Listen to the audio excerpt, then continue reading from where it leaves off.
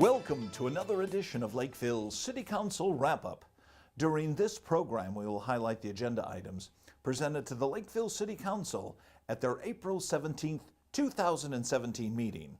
First highlighted item on the agenda is item number 7, public hearing to consider the modification of Air Lake Redevelopment Project number 1. And to provide the background information on this agenda item is Community and Economic Development Director Dave Olson. Evening, Mayor, members of the council.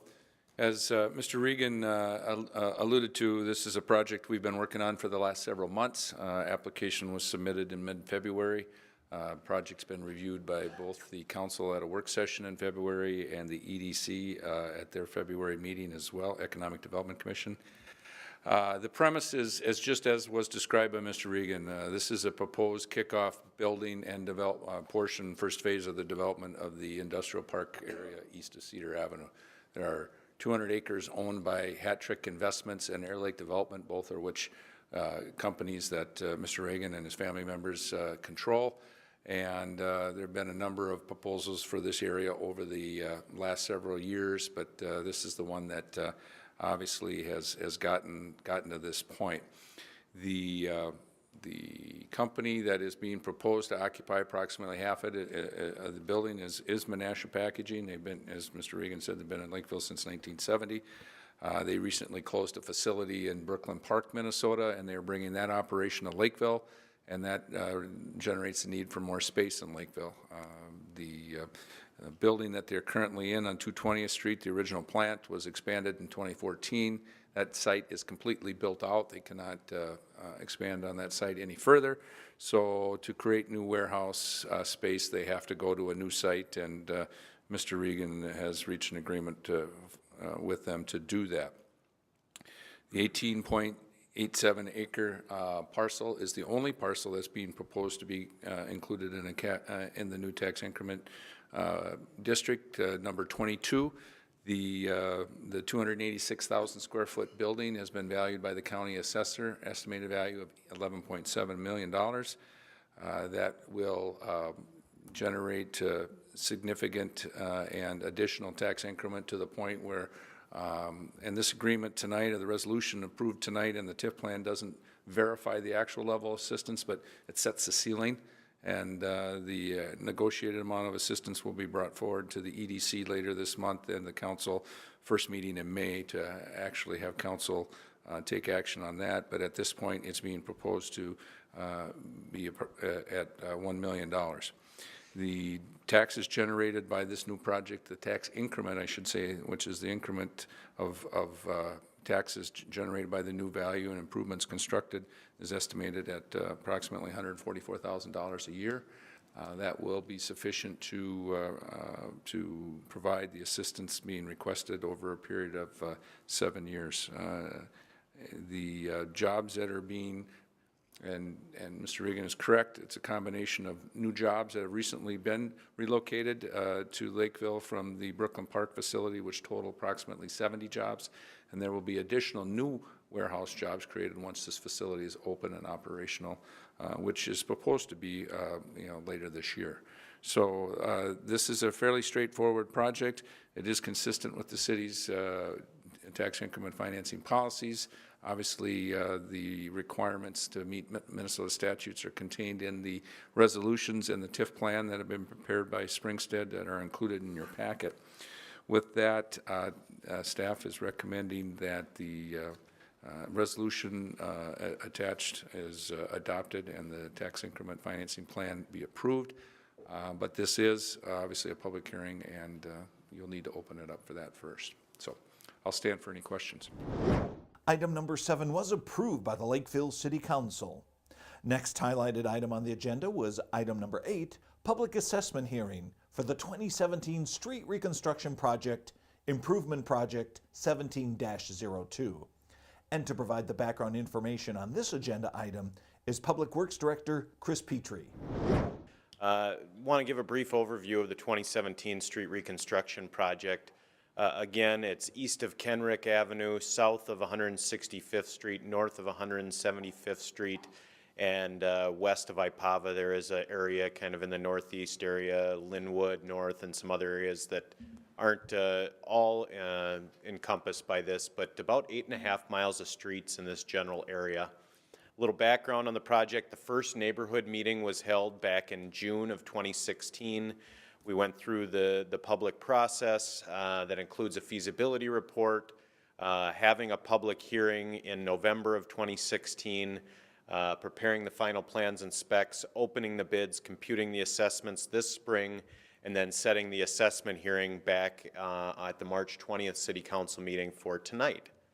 I should mention, before I go too much further, we also did have a follow-up neighborhood meeting that we held last Thursday, April 13th, where we had about 85 to 90 property owners in attendance for that meeting and answered general questions. Watermain improvements, very, very small as far as replacement. There is only one area of about 850 feet that there will be water main replacement. That's along 167th Street, east of Kenrick, near Rolling Oaks Park. Also, water system improvements. We will be installing corrosion protection on all sections of the iron pipe throughout the project area, and this is helpful in extending the useful life of the current pipe and the current water main that's in the ground. Street improvements, street reconstruction, generally speaking, throughout the whole area, which includes pavement reclamation. This isn't simply milling off the top surface and repaving it. This is reclaiming all of the bituminous down into the subgrade, mixing it all up, removing a portion of that, and then paving in a number of layers to restore the roadway surface. There will be spot curb and gutter replacement throughout the project area, as well as storm sewer enhancements for any particular areas that might have deficiencies or drainage issues. Project costs, the feasibility estimate was about $10.9 million. The bid results are $7.1 million, so an overall reduction of about 35%. That can be attributed to a number of things, mainly after we did the final inspections and we went through, there's significantly less curb that needs to be replaced, some less storm sewer enhancements, but mainly is we had extremely competitive bid prices. Thanks to our staff and our consultants, WSB and Associates, we were able to get this bid package out the door very early in the construction season, and we're one of the first projects to get bid where we saw extremely competitive prices. So moving on, project costs, how it's broken out. You can see the feasibility estimate compared to the bid results, but I'll just focus on the assessment column, and that is street and storm sewer assessments during the feasibility study were estimated at $3.645 million, and the actual, based on the bid results, are at $2.43 million, with a reduction in assessments of about 33.3%. You can also see some other reductions in some of the city operating funds, as well as, of course, property taxes. So an overall reduction of about 35%, as I mentioned earlier. What does that mean for the assessment amounts? The single-family assessment rate went from the feasibility estimate of $4,506.66 to $3,008.00, again, a 33.3% reduction. A few things about special assessments. Of course, the assessments will be considered at tonight's public hearing, which will be held here shortly. Assessments can be paid without interest until November 15th of this year. It is a 20-year assessment period, and the interest rate is 5%, and that's based on the estimates that we have for what the interest rate will be and some of the other indirect costs when we sell bonds for the project. Again, street reconstruction costs based on the city's street reconstruction policy and our assessment policy. They're assessed at 40%, and that includes the street and storm sewer improvements only, and that is properties that are benefiting from the improvements.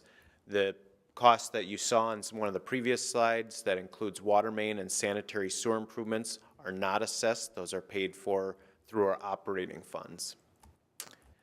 A little more about the assessment policy is all of these assessments are based on a single family unit rate.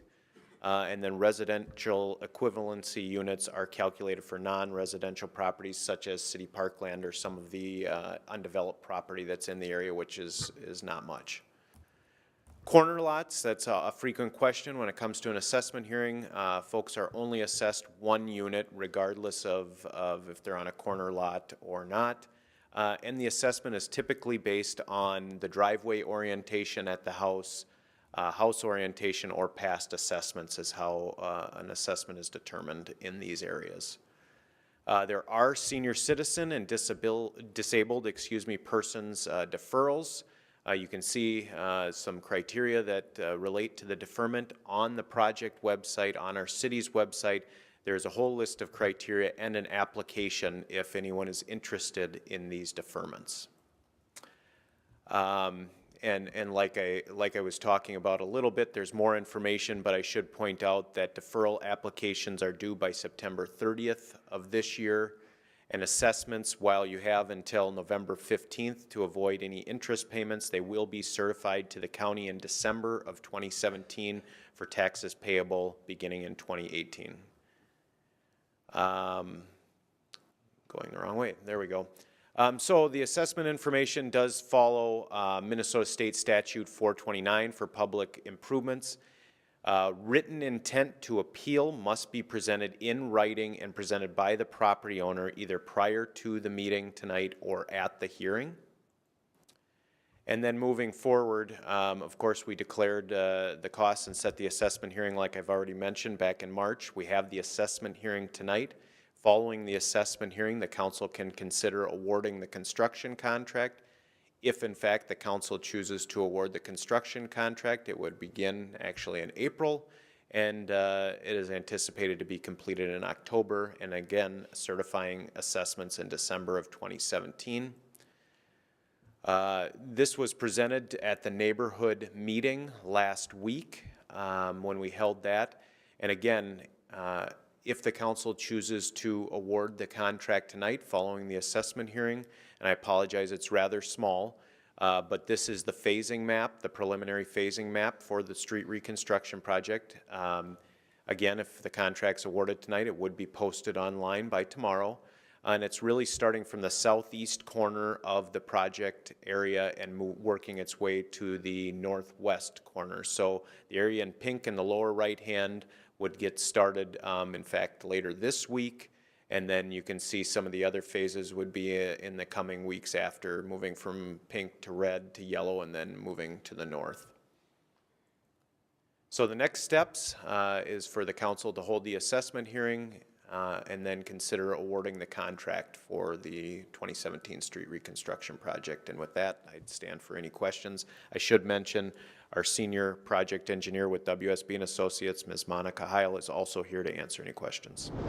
Item number 8 was approved by the Lakeville City Council. Well, those were the highlighted items presented to the council at their April 17th, 2017 meeting. If you have any questions or comments regarding these agenda items, please feel free to call City Hall. The number is 952-985-4400. Thanks for watching this edition of Lakeville City Council Wrap-Up.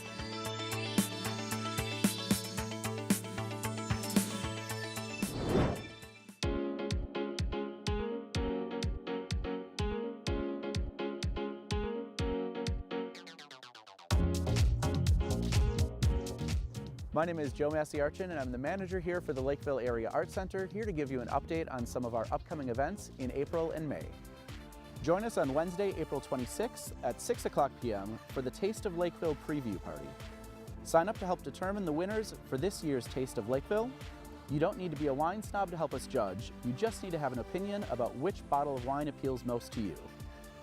Join us on Sunday, April 30th at 2 o'clock p.m. for the third of our coffee concerts featuring the Rose Ensemble. This concert, titled American Roots, Harmonies That Shaped a Nation, will utilize an impressive array of folk and classical instruments, providing songs from over 300 years of American harmony.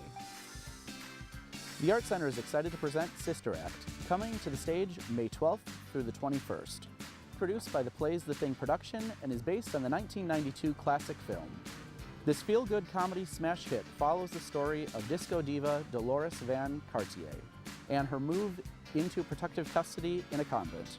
Watch as Dolores utilizes her disco moves and singing talents to inspire the choir, breathing new life into the church.